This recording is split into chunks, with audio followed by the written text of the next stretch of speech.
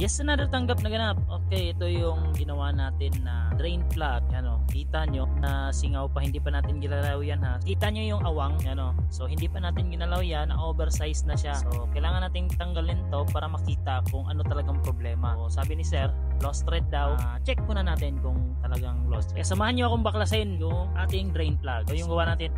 Let's go!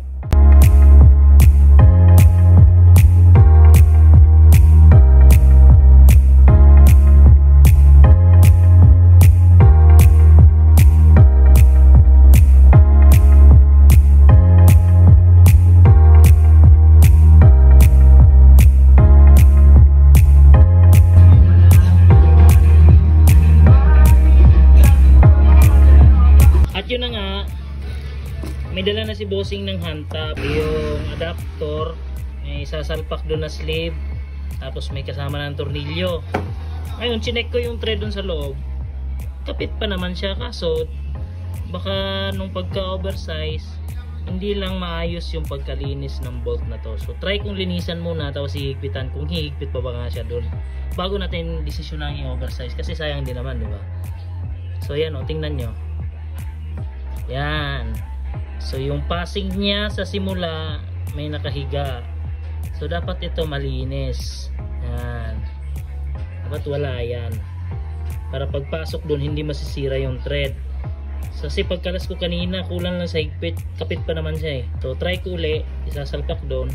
Doon natin desisyonan kung sakaling mag-oversize na tayo.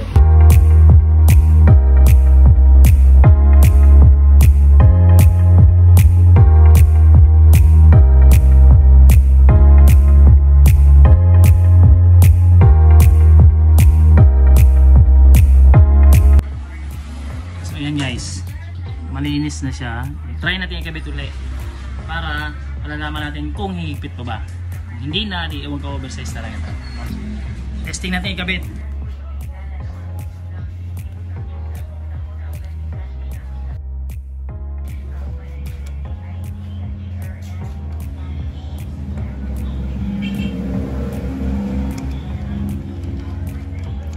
Pag kumapit paghigpit, hindi na muna natin to i-oversize, sayang din naman.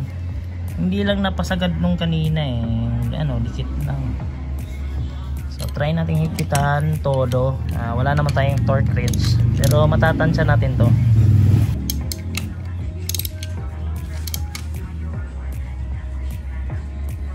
Ano, nahigpit pa oh.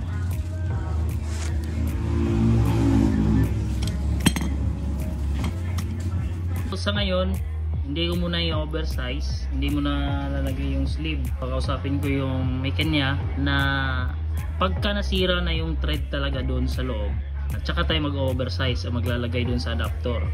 So eto, kung makapit pa naman, sayang din yung gastos eh. Sasamantahin muna natin kasi nakapit pa talaga, nakahigpit pa ako ng mga na-torque ko pa ng maayos eh. Lalagyan muna natin ng teflon. So ipapakita ko paano maglagay ng teflon.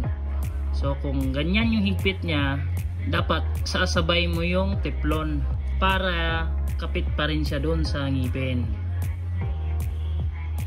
Ganyan. O kahit ano, dalawang ikot lang para sa ngipin lang. 1, 2. Tapos huwag mo nang putulin, tapos kapalan mo dito konti sa dulo ng isa. Yan. Ganyan ako maglalagay ng teflon sa mga tornilyo. Para kung sakaling tutulak pa siya, ito yung magsiset na hindi tatagas yung langis. So may washer naman, pero mas maganda pa rin na maglalagay tayo ng kapiraso. Kasi hindi natin alam yung pag-oversize doon kung sakaling tagilid sa facing. Kahit ano lang, panigurado lang natin para isang gawa lang. Okay, pwede na yun. Tapos putulin. Kaya ganun yung pagkaikot ng teflon para hindi siya kakalas. Kasi pag sasalubungin mo yung ikot ng higpit, useless yung paglagay mo ng teflon dito. Kahit sa teflon, pwedeng mabaliktad yung pagkakabit. Yun lang. Salpak na natin.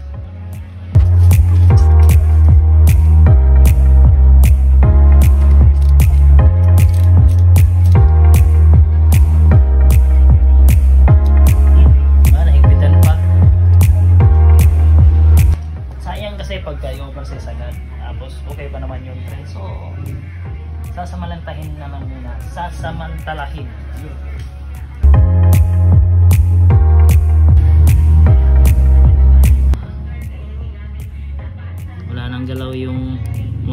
So maganda naman yung pagka-thread, hindi lang nahigpitan na maayos kaya nagli-leak siguro yun. Ayun lang.